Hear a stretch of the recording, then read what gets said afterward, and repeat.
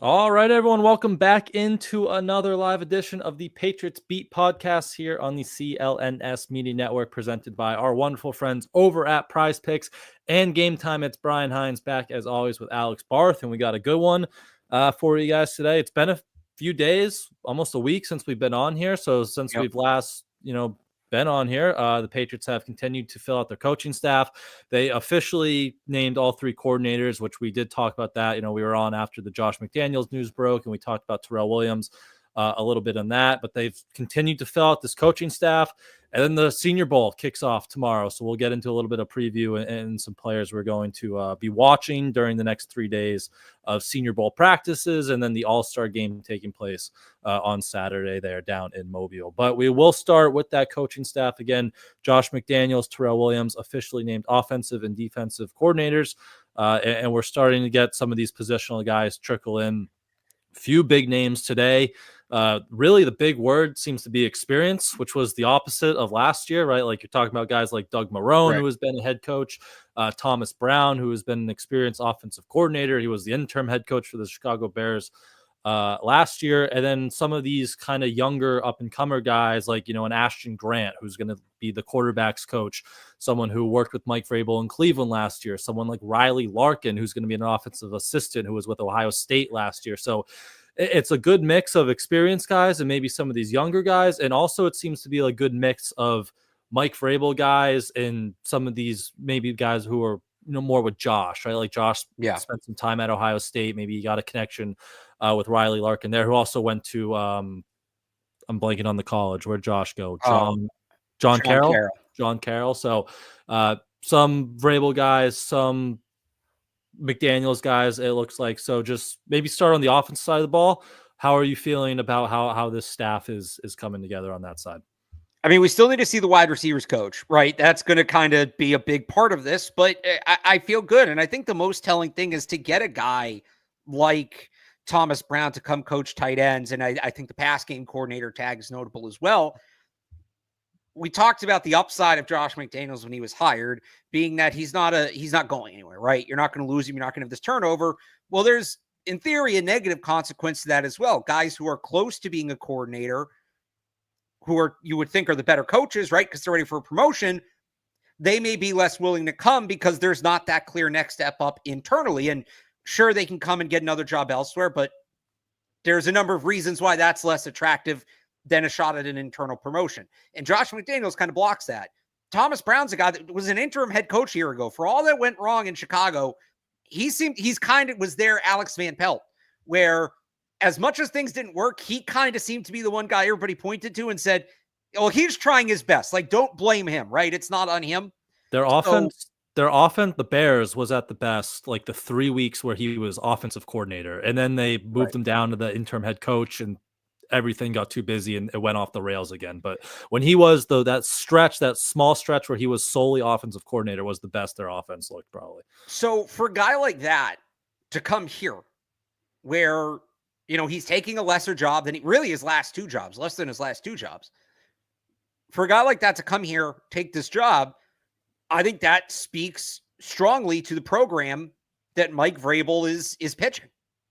There's belief that he's going to be able to have a chance to get out of here. And that's not to say like they should be rushing him out the door. I don't mean to minimize his hire, but these guys are worried about themselves first and foremost, as they should be, and moving up that ladder. And for a guy like that to take a job here for, a guy like Riley Larkin, who, look, he's a ways away from being an offensive coordinator, but he has a quarterback background. The quarterback's coach job is filled with Ashton Grant. You really have Josh McDaniels hovering over that whole thing. They're still able to get these guys to come here. So I think that speaks to Vrabel and the job he's done and the program he's pitched. And I think it speaks to Drake May. These coaches believe that Drake May can lead a successful offense, because you're not making that next step if the offense isn't good. Internally, externally, it doesn't matter. So I think it tells you that these coaches around the league believe in Drake May. So it's encouraging. I need to see the wide receivers coach, because that is going to be, and the offensive line coach. I don't think it's been reported yet that Doug Marrone's the offensive line coach. He has the offensive line background. And they got, it was reported Jason, I'm going to mispronounce his name, Howtailing, who worked with the assistant for 2 years with Vrabel in Tennessee, and then he took over the room when they fired Keith Carter in 23. He's joining the staff. So those two guys will probably have their hands in the line room. Well, it's more like, is Doug Marrone the Ben McAdoo of this staff? Yeah. Right. That's the question. So let's see what happens there, because you'll still need an assistant. And I know there's been some reporting that there'll be more offensive line hires. But, so far, excellent. Like you said, I think the blend, experienced coaches, young coaches, guys from the McDaniels system, guys from the West Coast system, guys with experience with McDaniels, guys with experience with Vrabel. I think that it's a very well-rounded staff. I think that's probably the best way to describe it. They've done a good job so far making it well-rounded, but I'm still waiting on that wide receivers coach. Yep. Could you spin that? Any concern like that it is so well-rounded, and if we have all these different voices and ideas, like, do you think that could be messy in any way? If it was a young coordinator, yes, absolutely. If it had been, Clint Kubiak or Tommy Rees or one of these guys we talked about, Grant yes, Udinski, that would the 28-year-old Grant Udinski. Yes, that would be a major concern. I don't worry about Josh McDaniels is going to get a lot of input. I don't worry about him getting lost in the sauce, right? I don't worry about him having trouble putting everything where it needs to be. He's done this. He's been a head coach, and he wasn't good at it, but he's been a head coach, so he's used to kind of getting all this different input. He ultimately knows what he wants to do. He's not somebody that's learning on the job. I think Josh McDaniels is what allows this setup to be possible. I don't think this staff would work with any coordinator, but with Josh McDaniels, yes, I think that it lines up.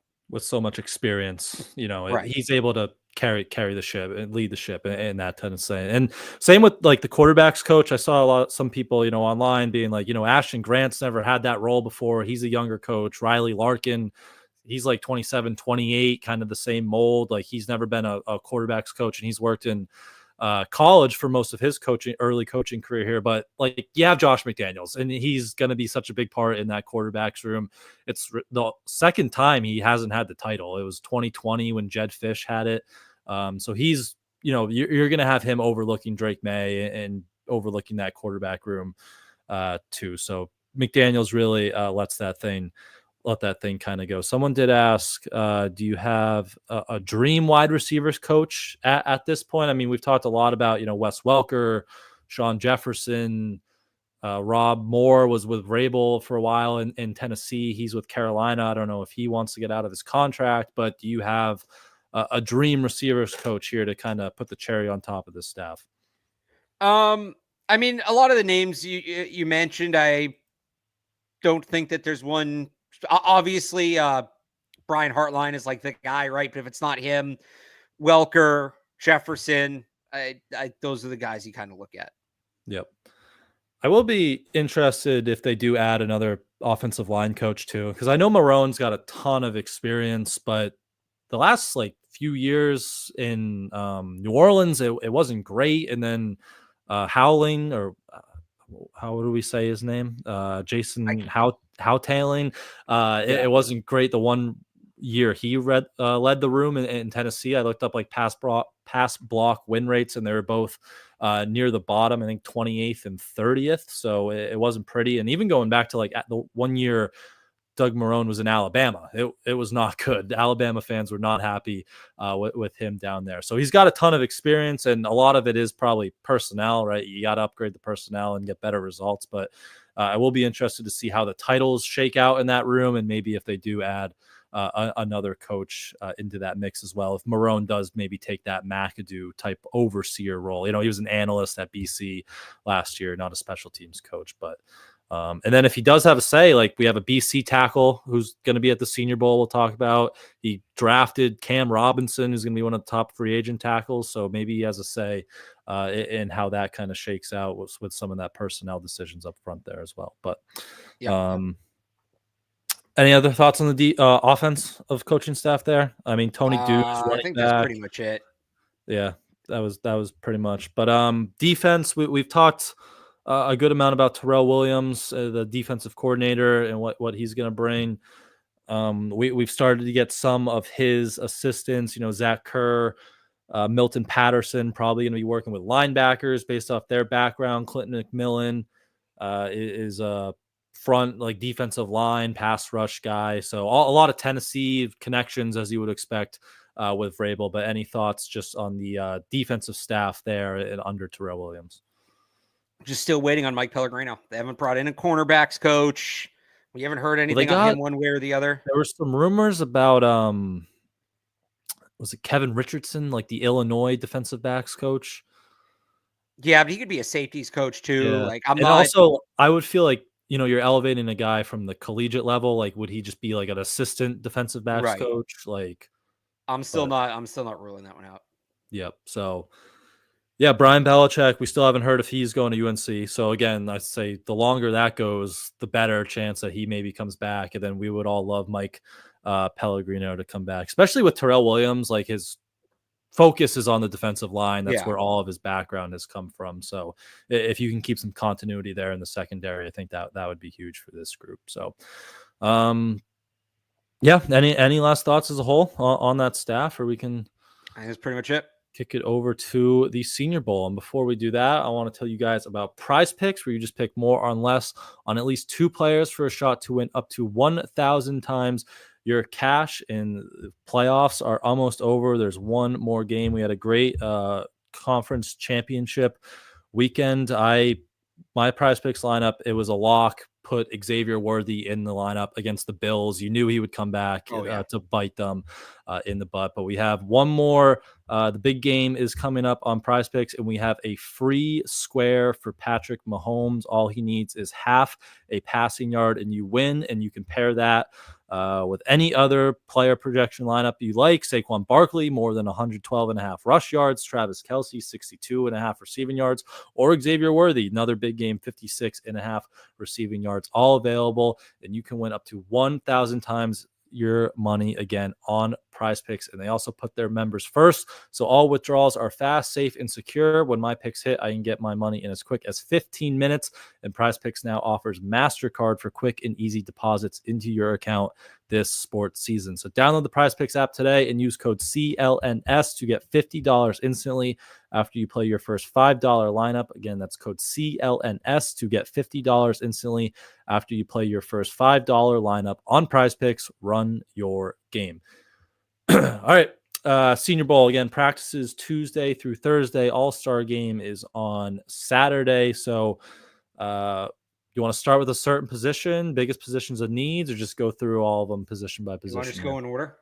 Sure. Are we doing quarterbacks or? Yeah, I have 2 quarterbacks takes. All right. Who you got for quarterbacks? All right. So quarterback take number 1, Jalen Milroe, relevant to the Patriots. Not because I think they'll take him, but Will Howard's not going, coming off the national championship, which makes sense. I don't blame him for that one, but can one of these quiz, a lot of quarterback needy teams, is somebody going to do something here between now and the start of the draft to get themselves back in that, top half of the first round, top 10 conversation?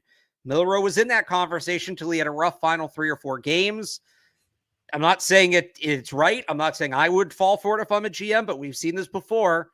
Does he have like a big week at the Senior Bowl? We know he's going to test well at the combine, and suddenly he's in that top 10 conversation. And the reason that's relevant to the Patriots is because it impacts the value of that 4th overall pick.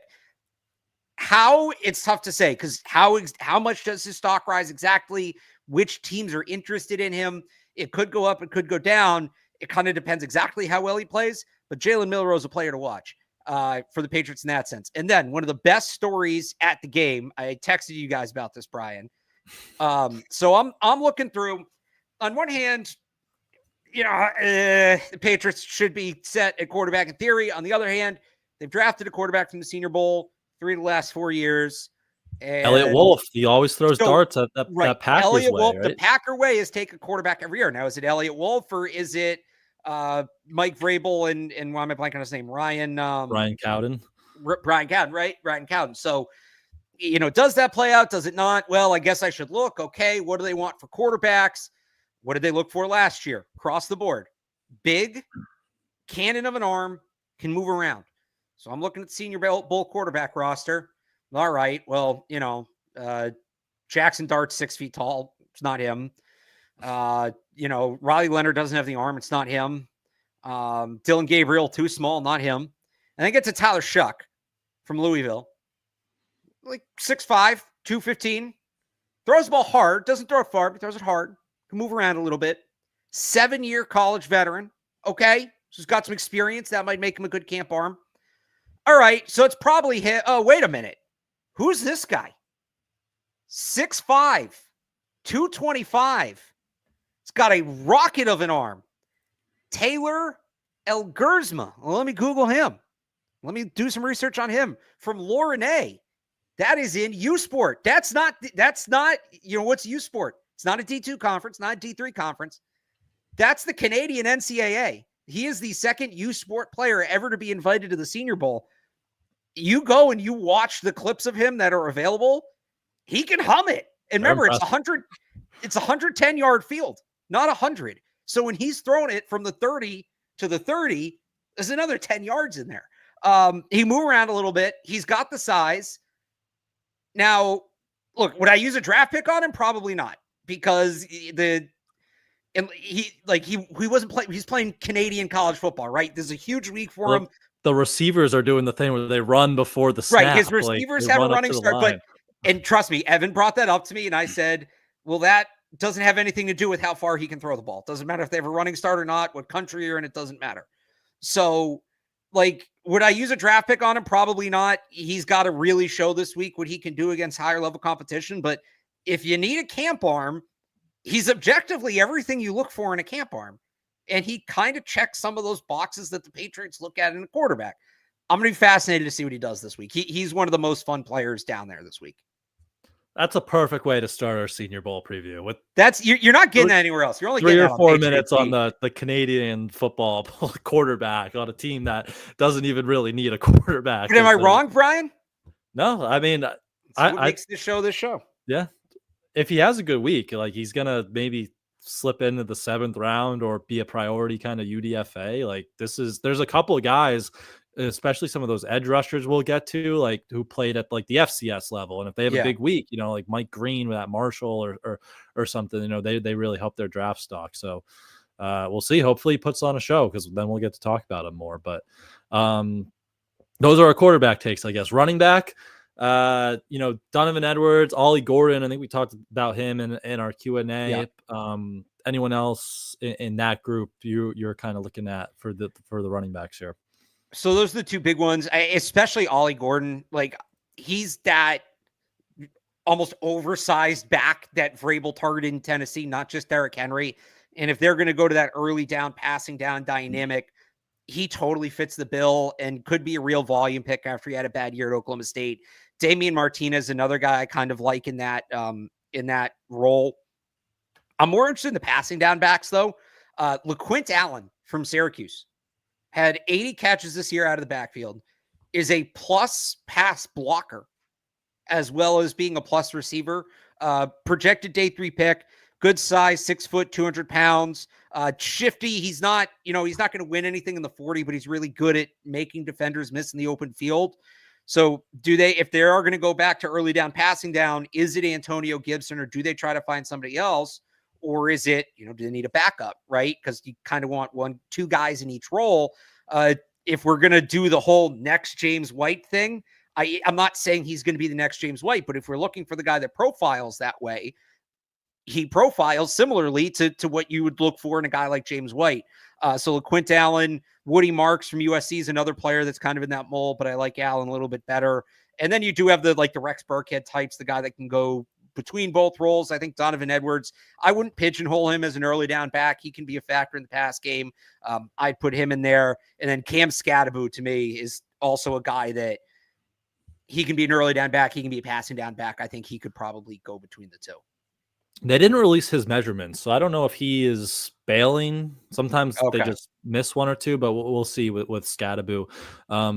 I like RJ Harvey, UCF. He measured Yep. in, he's small. Like he measured in at 5'7", I think right over 200 pounds. But, you want to talk about a guy who's tough to bring down in the open field. Like he's got that wiggle. I think he was top 10 in all college football in missed tackles for us this year. So I'm an RJ Harvey fan. A lot of people in the chat too talking about Devin Neal from Devin Neal's Kansas. another good one for that early down roll. Good player as well. So there's some good running backs, not the top of the class, like the Ohio State guys won't be there. Amarian Hampton, UNC, who played with Drake May, he won't be there. But, if you're looking at maybe that 4th, 5th-ish round, early day 3 for a running back for the Patriots, that there are some guys who are there in that range in the Senior Bowl this week. But wide receiver, the fun one. Some good potential, maybe slot players, slot players for Josh McDaniels. Xavier Restrepo, Miami is the big one. But who are you looking at in that receiver group? So Restrepo's the top of the board. Restrepo, we'll get to the tackles, they're in this too, but like there's 3 clear-cut players for Patriots fans. So watch this week's 2 tackles, and then Xavier Restrepo. He just profiles entirely as that Josh McDaniels slot guy. He might profile a little too well, and does he sneak up into the back end of the first round? So, some of the other guys you look at in that role, like as a pure slot, Jalen Noel's an interesting one from Iowa State. Jaden Higgins also from Iowa State. So Noel's more the smaller, shifty slot receiver. If they want to go big slot, Jaden Higgins is a guy I'd look at. And then you have the guys that are more true, like you said, the slot X or the slot Z. Sorry, everybody's talking about Jalen Royals. He's getting a ton of pump. Understandable. Good player. Is he going to practice much, do you think? Because did he break his foot? He missed the last month or 2 of the season with a foot injury. But you never know with these things. I always, we'll see it tomorrow. And there'll be 5 players we thought were out there that aren't out there. And then there'll be, 4 or 5 more guys that weren't on the rosters. Who's the guy last year? Remember the Travis Glover, the tackle. Travis Glover tackle from Georgia State, or like an awesome week. They flew him down after the first day or something like that. I know. I'm still waiting to hear, because they get the guys from the smaller games who've kind of earned it. That's where Ilgersma came from. I'm kind of hoping that Robbie Oots checks that box and gets the late invite. I know he had been on their watch list. Royals, we'll see, but great route runner. He's a guy that's going to dominate the one-on-ones, good explosiveness. A guy I'm surprised I have not heard a peep about. I had to go and double check and make sure I wasn't making this guy up, or he didn't declare, but he's on their roster. So he apparently exists. Is Kyle Williams from Washington State. True hybrid Z slot, came in today, 5'10", 184. That's what you're looking for in that role in the Josh McDaniels offense.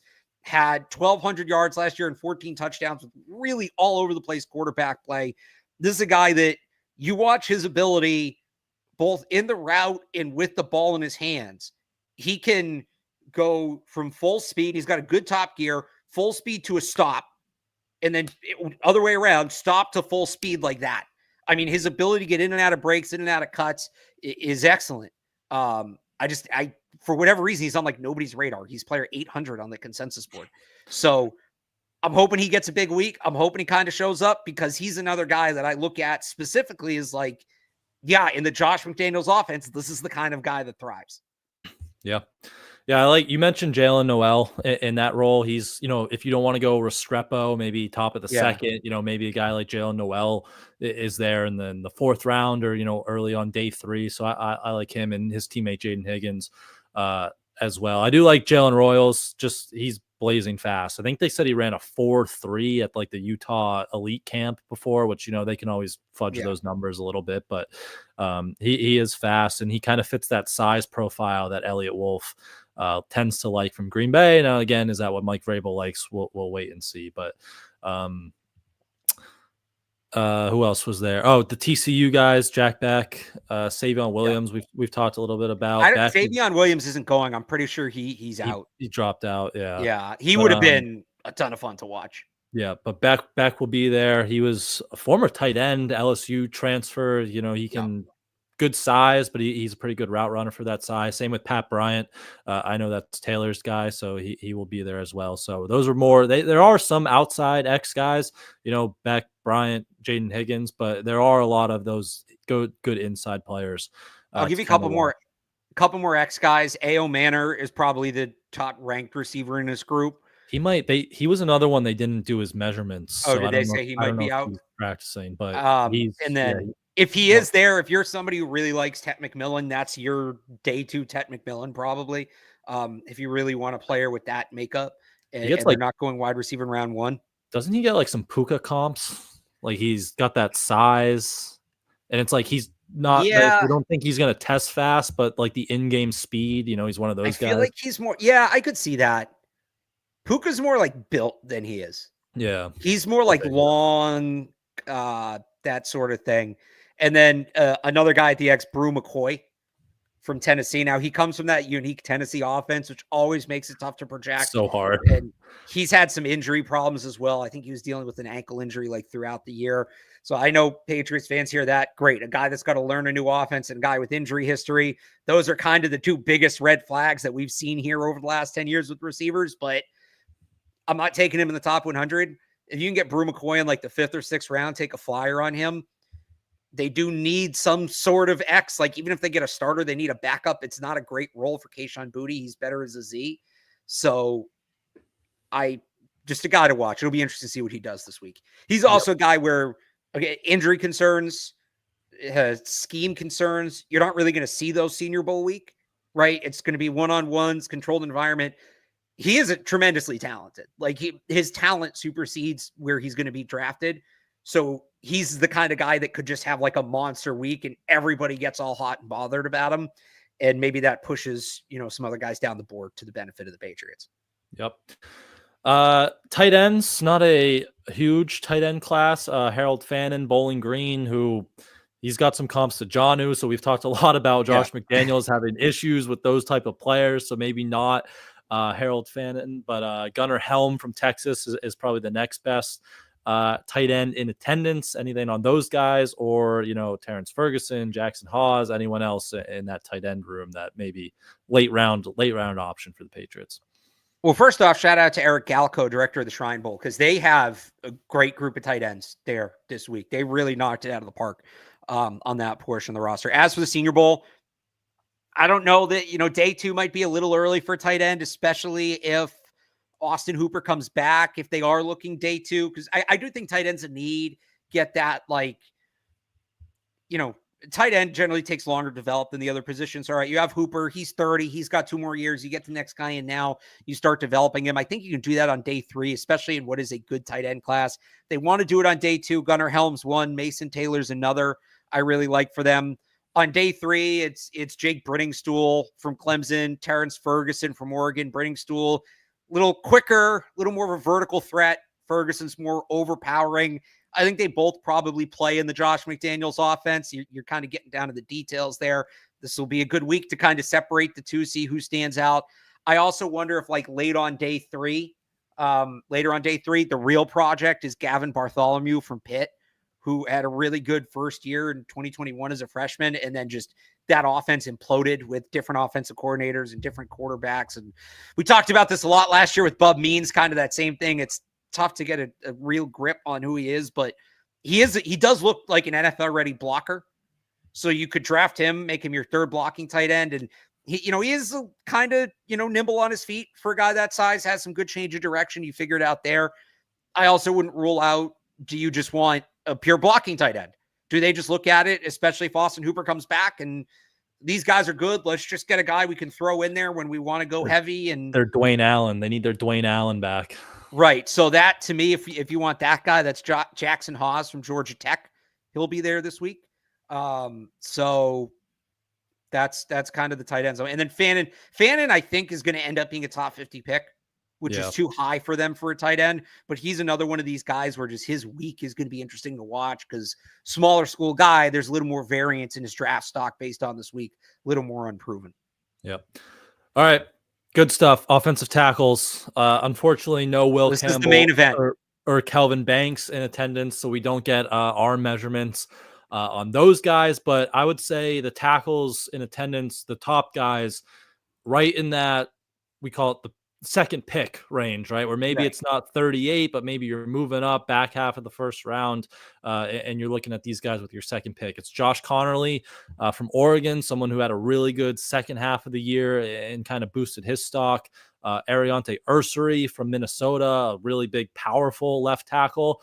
Those two are probably the top two guys. Armand Membu from Missouri, he's a right tackle though, but he's someone who could go in the first round, back in the first round as well. So those are probably the top three. Two of those left tackles. It's where we're looking. Left tackles, Josh Connerly and Ariante Ursary. What are your thoughts on those guys? And then, maybe some of those guys later on day two that are in attendance. So Connerly Ursary, this is the main event. This is the main event, right? We're all going to come out of this week. All right. So they're taking it's a good, sorry to cut you off, but it's a good defensive line and edge class. So they will have their test. We will get to that. And I think they're both on the American team, right? I know they're both on the same team. So I'll look. I think I have it here. If you want to check out my preview, it's in there, 985thesportshub.com. They're both on the national team. Sorry. So we're literally going to get to see them like back to back. It's going to be right there against the same competition. The phrase I keep using, main event. This is what we're all coming for. We're all going to come out of this week, right? Okay, so you take Abdul Carter at the top. You take Travis Hunter at the top. You take Tet McMillan at the top. Who are you getting for that second tackle? And we're all going to come out of this week. Team Josh Connerly, Team Ariante Ursary. They win differently. Connerly's more technically sound. Ursary's just athletic and powerful, right? He's more raw, but he's more overpowering. So it might just be a flavor thing. It might just be what is your philosophy rather than who's outright better. But this is the big story to come out of the week for the Senior Bowl for the Patriots. Other tackles I'm looking at, I'm fascinated by Anthony Belton. He's another one of these massive tackles. Did you see his measurements today? I didn't get a chance to look him up. He was listed 6'5", 354. I have him right here because I was looking up Ursary, just back to him, was 6'5", 340, 34 arms. That's good for him. Okay. Ursary. I think Connerly had 34 arms too, which was Connerly was 6'4", 313, 34-inch arms. That'll play. Benton was 6'5", 345, 34 in 5/8 arms. So that's bigger on the arms. So look, Belton, the reason Ursary can play left tackle in Josh McDaniel's system at his size is freak athleticism, which Belton doesn't have. Belton is a people mover. He is a just bulldozer. He does profile, like when I look at him, he's a Josh McDaniels right tackle. Now, I know people who watch this show know I'm like super anti-moving tackles. This is a case where I'm kind of okay with it. For one, you're going left to right, not right to left. Easier move. Two, I think the plan specifically with a guy like Belton, why he in particular interests me, he has played left, and you have that box checked. Right tackle, you might have an answer in Caden Wallace. You're not sure. In Belton, we're not talking about a guy at the top of the draft, right? We're talking about a guy probably middle of day two. Like they could definitely get him at 38. You might be able to move back from 38 and get him, unless he has an unbelievable week this week. So to me, it's like if you draft Belton, you get him training from day one at right tackle. And even if he's not ready right away, you have Caden Wallace and you kind of hedge your bets. So if Caden Wallace doesn't work out, you have Belton who has all the tools and you can give a shot. And even if, all right, Wallace is the guy, you now have a potential swing tackle. You have that third tackle in Belton who would probably be solid in that role. So it's a unique scenario. I hope we see Belton play a little bit on the right side this week so we can get a gauge of where he's at over there. They're usually pretty good at flipping those guys. They are, yeah. I'd be surprised if we don't see it. So Belton really interests me. The other right tackles, Marcus Mabo's a little higher up. Ozzie Trapillo from Boston College, who I think you mentioned, that's a day 3 right tackle. I wouldn't hate them grabbing a right tackle, especially if they end up moving down, getting an extra day 2 pick. Somebody to hedge their bets on Caden Wallace. I'm still not out on Caden Wallace.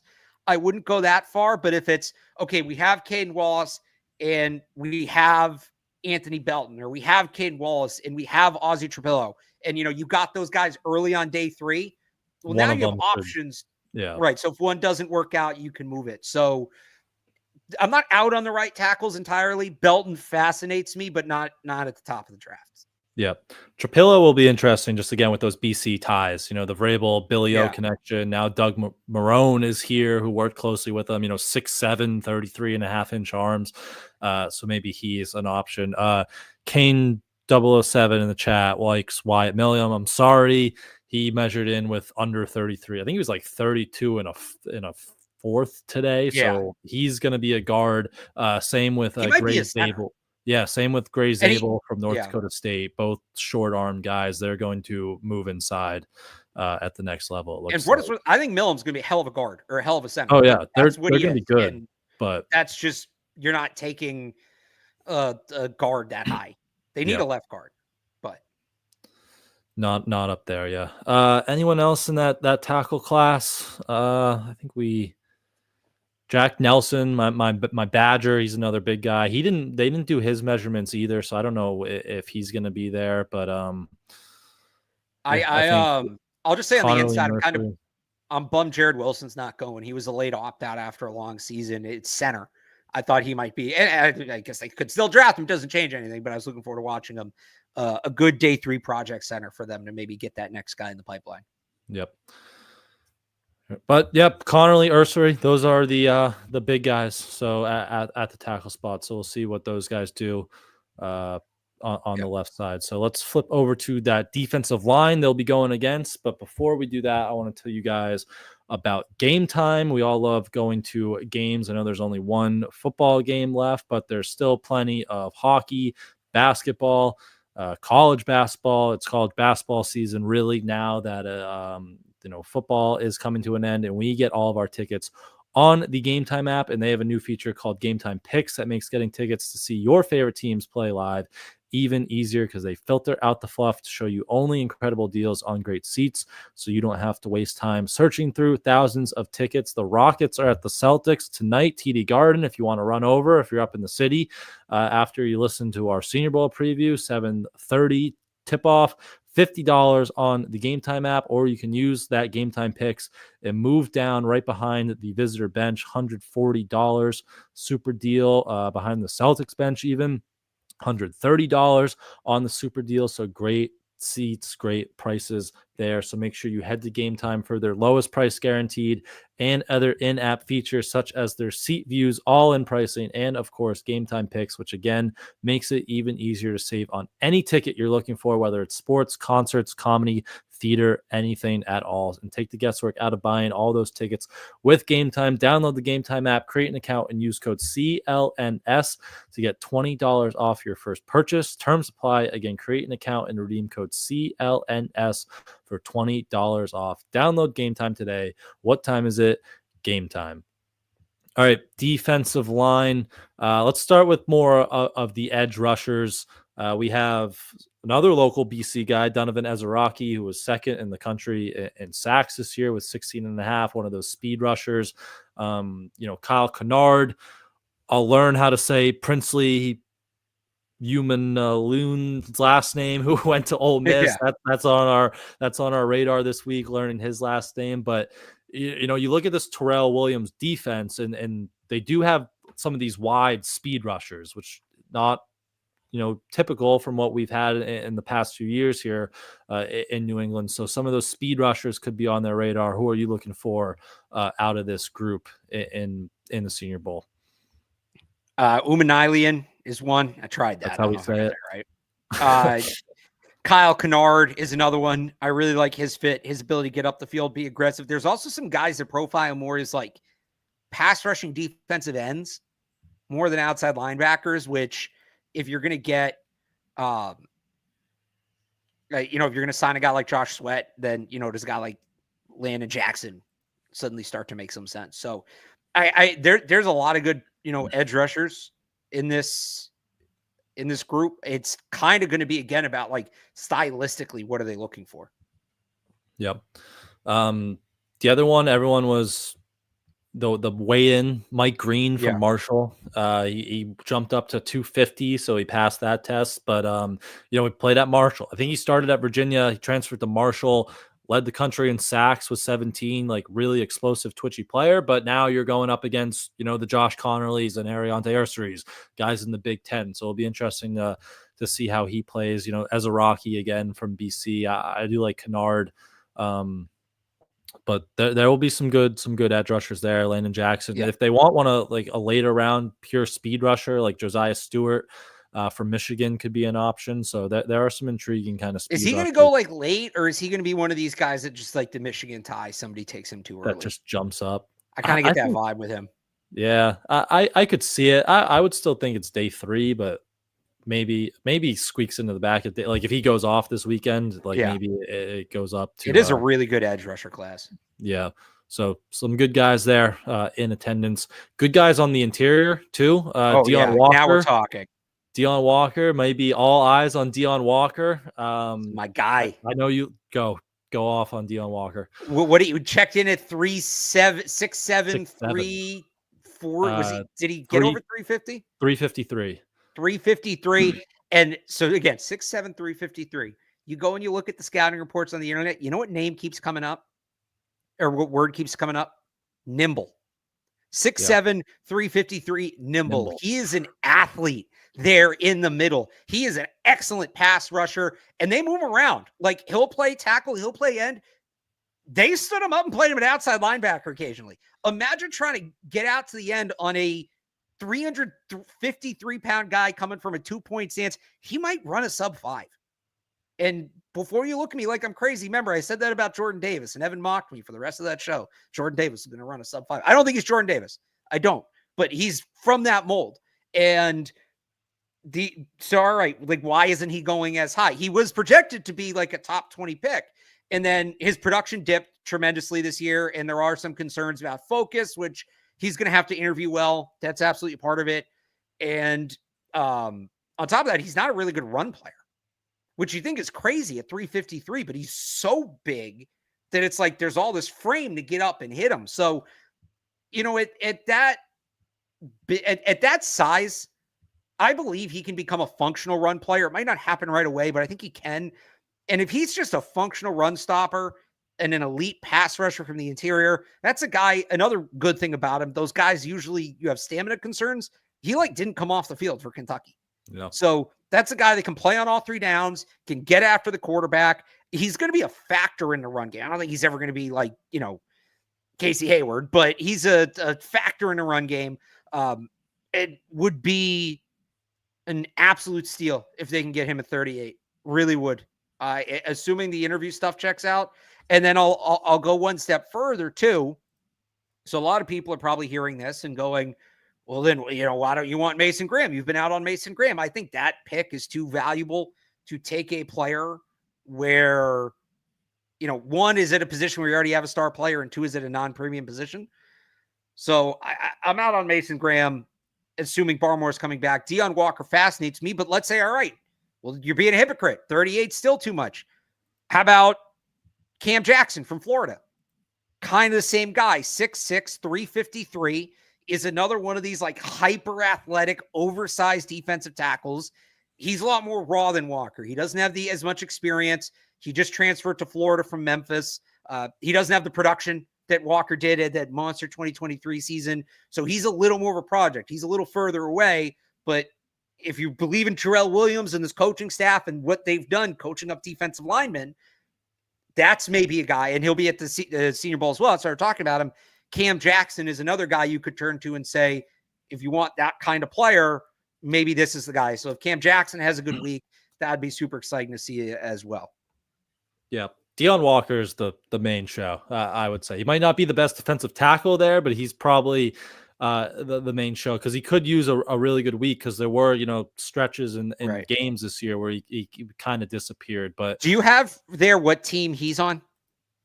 I do not. I can look it up, but the size is elite. The athletic ability for that size is special. But I don't want to compare him to Chris Jones, but just watching the game last night, they were talking about how, Chris Jones has a smaller lower body, and they were, some teams were concerned about that coming out, but he's just so powerful with his upper body that it works, right? Like he makes it work. And that kind of reminded me of Deion Walker, because he is, most of his power does come from his upper half. So if he can make that work, again, we entered the year with him as a top 20 first round pick. So if he has a good week, he can kind of get back to that. I'm curious if Walker is going against Ursary and Connerly. I was trying to pull up the team's roster. They still don't have them on the website, and they're like buried on their Twitter. They were weird about getting the rosters up this year. I don't like how they did the measurements too. Like they did one, like I think last year they grouped it by positions. This year, like they did every on Twitter. Yeah, they did them individually on Twitter last year, but they didn't put the player's name in the tweet, so they're like impossible to search. Yeah. Hang on. Here's the rosters. Let's see. Defensive line. He's on the American team. So if they play in a game, we'll have to wait till the game to see them go head to head.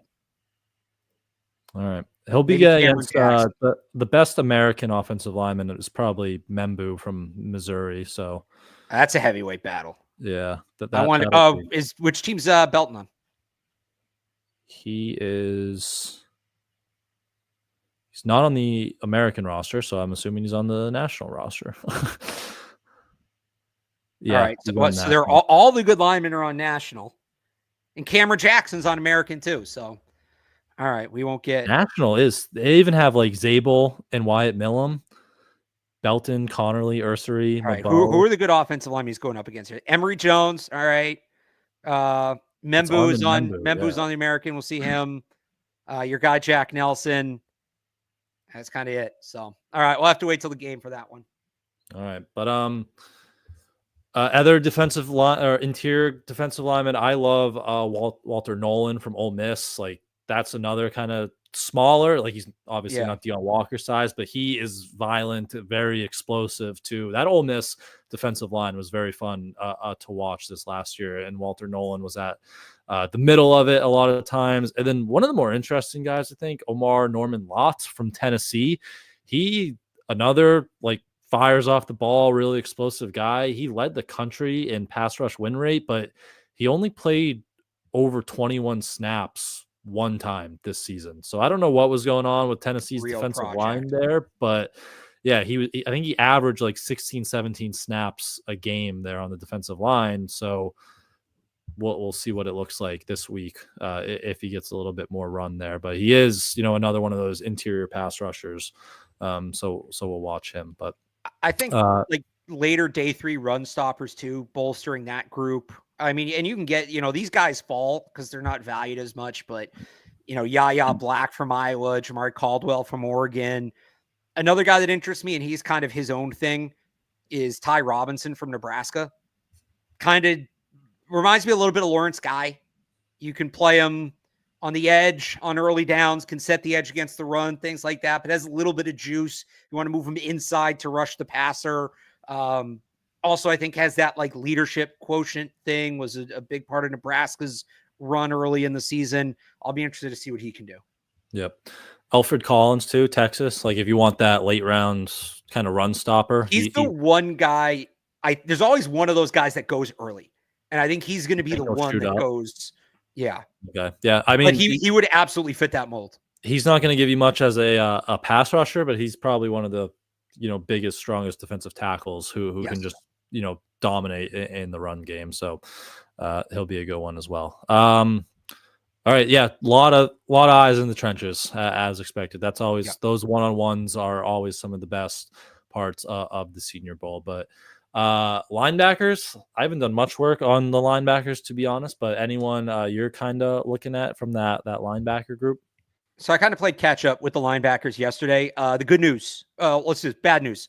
Really not a ton of like stud linebackers in this group. These are almost exclusively day 3 guys. Now, some of that is just the position's been devalued. That doesn't mean they're bad players, but the top linebackers in the class are not here.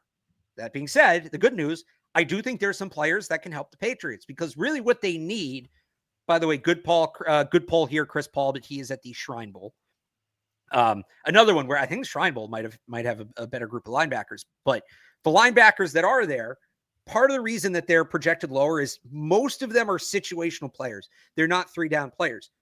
But the situation they pretty much all fit is that like passing down coverage linebacker, which is what the Patriots need, the guy next to Juwan Bentley. They need to replace Mack Wilson, right? As that sideline to sideline coverage linebacker. And that's where you get a ton of these guys. Especially if they're doing more, those 4-man fronts, and 2 linebackers under Terrell Williams, you need a little bit more athleticism there at the second level. So the bigger name ones are Smael Mondon. I think I pronounced that right. Smael. Smael Mondon, Jeffrey Bossa. A couple guys that really interest me, though. Demetrius Knight. So Knight, like his athleticism. So the tricky thing is, if you're the Patriots, assuming they're going to keep some of that old school Patriots identity, you can find coverage linebackers, but there's linebackers now that are 215, 220 pounds. And you want a guy that can still handle himself in the run game a little bit more, right? And is a little bit bigger. So you're trying to find these guys that are in a rare percentile for, size and athleticism. Demetrius Knight from South Carolina is one of these guys, 6'2", 247, but he's viewed as one of the more athletic linebackers in this class. Has the size to cover tight ends, has the speed to cover running backs. The big knock on him, the reason he's supposed to go on day 3, oddly enough, for a guy that size, is not a great tackler. And that's not something we'll see him do a ton this week until the game. But if you just want him in coverage, he's an interesting guy. Kareem Reed from Utah is another one. He's a little more undersized, 5'11", 230.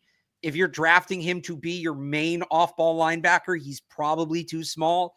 If he's going to be on the field with Juwan Bentley, that plays a little bit better. Very experienced player, has the instincts, has the football IQ, another guy that has that leadership ability. He called signals on Utah's defense, and I know everybody always gets on college football defense as being oversimplified, and everybody's running like 1 of 3 calls, blah, blah, blah.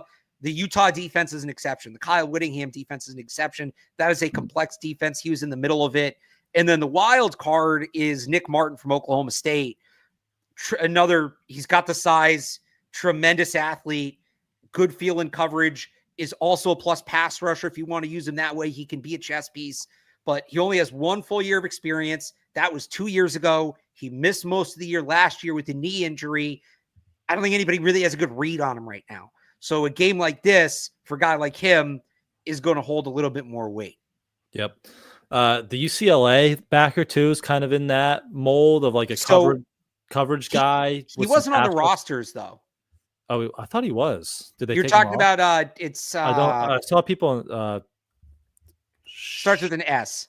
I just pulled it up right here. Schwessinger. Yeah, we'll get the names down. We got Kingsley Suamatia down last year. Yeah, we will get the names down. You have to. This is a good week because you actually get to hear them say it on. Like, right. If you watch there's no announcers on the tape. Like, you have to go to a highlight reel sometimes to hear how these guys pronounce the name. So it's good to have a commentator there who actually says these guys' names for us this time. But he is more of that, coverage guy. He's not great against the run, but if you want that mold. So he wasn't on when they tweeted out the rosters. He wasn't on there. Okay, so maybe he fell off. Maybe something changed because I like him. I do. He was going to be kind of the guy I highlighted in my preview, and then wasn't there.